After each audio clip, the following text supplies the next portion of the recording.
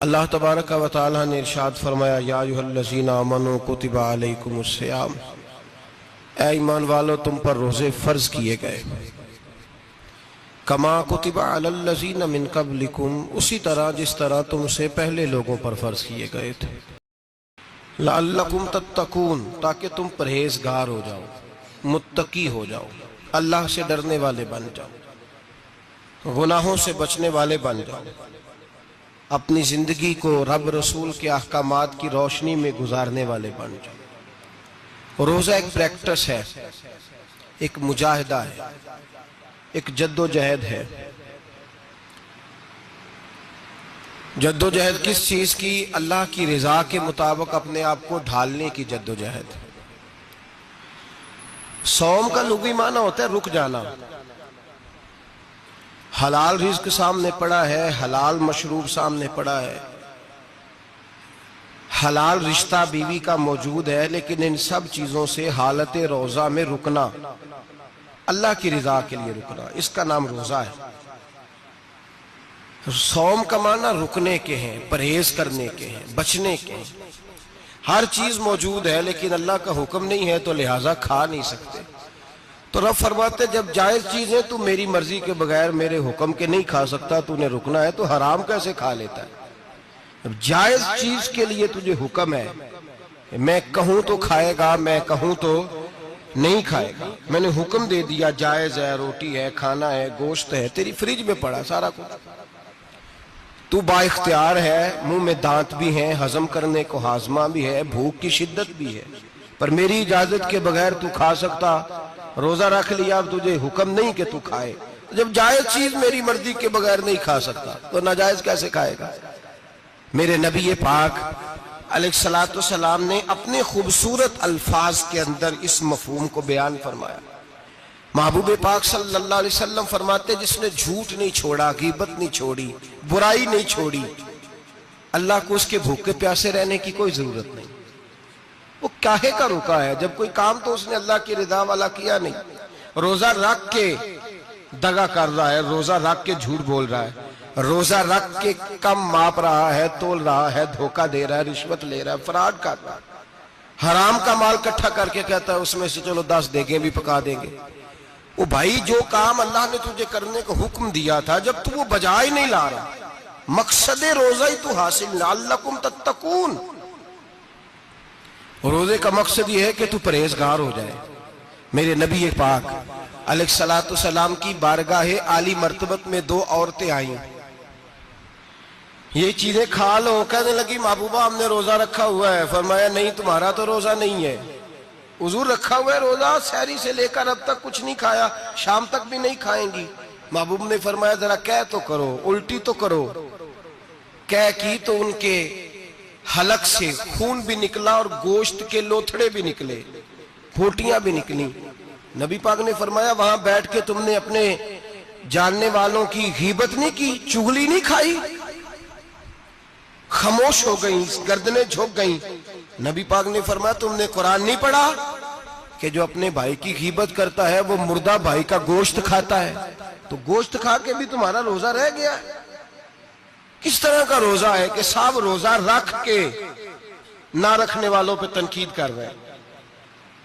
تراویحاں پڑھ کے نکلے ہیں تو کہتے ہیں میں اکیلا ہی نیک ہوں، باقی تو محلے میں کوئی پڑھتا ہی نہیں۔ یہ کیسا تیرا روزہ ہے کہ تو روزہ رکھ کے تو اس کے مقصد کو نہیں سمجھا؟ لعلکم تتقون۔ روزہ دار تو وہ ہے کہ روزہ رکھا ہوا ہے، کھانے بھی سے رکا ہے، پینے سے بھی رکا ہے، عمل زوجیہ سے بھی رکا ہے، پھر وہ جھوٹ سے بھی رکے، غیبت سے بھی رکے، بدنگاہی سے بھی رکے، حرام خواری سے بھی رکے ساری چیزوں سے۔ یہ بتلائیے کہ روزے کی حالت میں اپنی بیوی کے پاس جانا منع ہے تو غیر محرم کو دیکھنا جائز ہے؟ ہمارے ٹی وی پہ میں نے پہلے بھی کہا تھا کہ ہم ٹھیکیدار اور ذمہ دار نہیں ہیں مذہب کے۔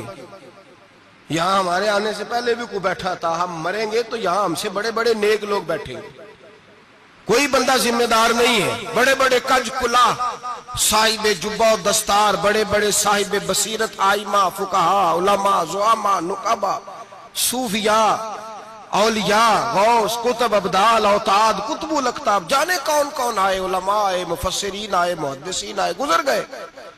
ہم تو خاک نشین لوگ ہیں، تھوڑا کام کرنے والے، تھوڑی صلاحیت رکھنے والے، لیکن بھائی اگر کرتے ہیں تو ایک کام کرتے ہیں، ساتھ دوسرا نہیں کرتے۔ یہ کس طرح کا دین سکھانے لوگ نکلے کہ شوال سے لے کر شعبان تک گانا سنایا جائے گا، شعبان سے لے کر شوال تک ناچ گانا کیا جائے گا، شوال سے لے کر شعبان تک دھما چوکڑی ہوگی، رمضان آئے گا تو حدیثیں سنائی جائیں گی، رمضان آئے گا تو لوگوں کو قرآن پڑھ کے سنایا جائے گا۔ یہ مذہب بانج نہیں ہے کہ گویے مذہب سکھائیں گے، ایکٹر مذہب سکھائیں گے۔ یہ مذہب بانج نہیں ہے کہ ایک گلاس کے اندر پہلے شراب پی لو، پھر اسی گلاس میں رمضان آئے تو شہد بانٹنا شروع کر دو۔ یہ بانج نہیں، یہ میرے رسول اللہ کا مذہب ہے۔ اگر تمہیں شوق ہے دین سیکھنے سکھانے کا، یکم رمضان کو توبہ کرو اور کہو کہ ہم ٹی وی پہ بیٹھ کے حدیثیں سنائیں گے تو سارا سال سنائیں گے، اور جس زبان سے حدیث نکلے گی پھر اس سے کبھی گندا گانا نہیں نکلے گا، پھر کبھی ناچ گانا نہیں ہوگا۔ یہ کون سا مذہب ہے جو بیویاں سکھا رہی ہیں؟ یہ کون سا دین ہے جو عورتیں سکھا رہی ہیں؟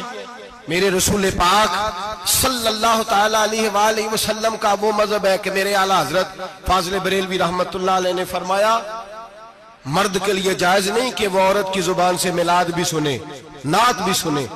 مرد کے لیے جائز نہیں، مرد کو مرد سکھائے گا، عورت سکھائے گی تو عورتوں کو سکھائے گی۔ بے شک آپ سویرے فتویٰ دیجئے کہ چھوٹی سی مسجد میں بیٹھ کے، چھوٹے سے کونے میں بیٹھ کے چھوٹا سا مولوی، اور وہاں تو اتنے بڑے مفتی ٹی وی پہ بیٹھے ہوئے، وہ غلط ہے تو صحیح یہ کیسے ہو گئے؟ سنو، میرے نبی پاک علیہ الصلوۃ والسلام کے مذہب کا حسن یہ ہے کہ اسلام کہتا ہے ایک نظر بی بی کو دیکھا کسی نے غلطی سے تو معافی ہو جائے گی، دوسری نظر شہوت سے دیکھا تو حرام ہے اس کے لیے، وہ پاکستان کا مولوی ہو یا سعودی عرب کا شاہ ہو، کسی کے لیے عورتوں کے بیچ پھرنا اٹھنا بیٹھنا جائز ہے۔ میرے نبی پاک صلی اللہ تعالی علیہ وسلم نے فرمایا ہے میں عورتوں سے مصافحہ کرنے نہیں آیا، اور میرے نبی پاک صلی اللہ علیہ وسلم نے فرمایا ہے، حضور فرماتے لیکن نا کتا بالکل ناپاک نہیں ہوتا، کتے کا تھوک ناپاک ہوتا ہے، یا کتا گیلا ہو جائے تو ناپاک ہوتا ہے، لیکن خنزیر سارا ناپاک ہوتا ہے، کل ناپاک ہے خنزیر۔ نبی پاک نے فرمایا خنزیر بھی ہو اور گند میں لتھڑا ہوا بھی ہو، پیشاب میں لتھڑا ہوا ہو، گوبر میں لتھڑا ہوا ہو، پخانے اور فضلے میں لتھڑا ہوا خنزیر ہو، اس کا جسم تیرے ساتھ ٹکرا جائے تو اتنا برا نہیں جتنا غیر محرم عورت کا وجود تیرے ساتھ ٹکرا جائے تو برا ہے۔ اس حد تک میرے نبی پاک صلی اللہ علیہ وسلم اور گنبد کے معاملے میں فتویٰ دینے والے، یا رسول اللہ کہنے پر کفر کا فتویٰ دینے والے اور بڑی بڑی باتیں کرنے والے خاموش کیوں ہو گئے؟ یا ایھا الذین آمنوا لا تتخذوا اليہود والنصارى اولیاء، رب فرماتا ہے یہودیوں اور عیسائیوں کو دوست نہ بناؤ، یہ تمہارے دوست ہو سکتے، یہ تمہارے سجن ہو سکتے؟ جب عرش کا مالک کہہ رہا ہے سجن نہیں ہو سکتے تو دوستی کی بات کیسے بڑھا رہا ہے؟ یا رسول اللہ ہمارے سجن کون ہو سکتے ہیں؟ فرمایا تمہارا دوست وہ ہو سکتا ہے جو محمد عربی کا غلامی کرنے والا ہو، جو رسول اللہ کی نوکری کرنا ہو دوست ہوگا۔ دوسرا دوست ہو سکتا؟ کوئی ایکٹر مذہب نہیں سکھائے گا، کوئی گویہ مذہب نہیں سکھائے گا۔ حضرت جناب سیدنا جنید بغدادی، بغداد کے پیر سے کسی نے پوچھا تھا آج سے 1100-1200 سال پہلے، وہ تو زمانہ ویسے نیکی اور پرہیزگاری کا تھا، کہا بابا جی مرد اور عورت نیک ہو، بغیر پردے کے، بغیر حجاب کے، بغیر دیوار کے بیٹھ کر ایک دوسرے کو دین سکھا سکتے؟ حضرت صاحب بتائیے، مرد اور عورت نیک ہو تو بغیر پردے اور حجاب کے ایک دوسرے کو دین سکھا سکتے ہیں؟ تو حضرت جنید بغدادی فرمانے لگے سکھانے والا حسن بصری ہو اور سیکھنے والی رابعہ بصری ہو تو پھر بھی بغیر پردے کے بیٹھنے کی اجازت نہیں۔ تو مفتی صاحب کو اجازت کس نے دی؟ مولانا صاحب کو اجازت کس نے دی؟ بڑا وہ نہیں ہوتا جو ٹی وی پہ زیادہ آتا ہے، بڑا وہ ہوتا ہے جو رسول اللہ کے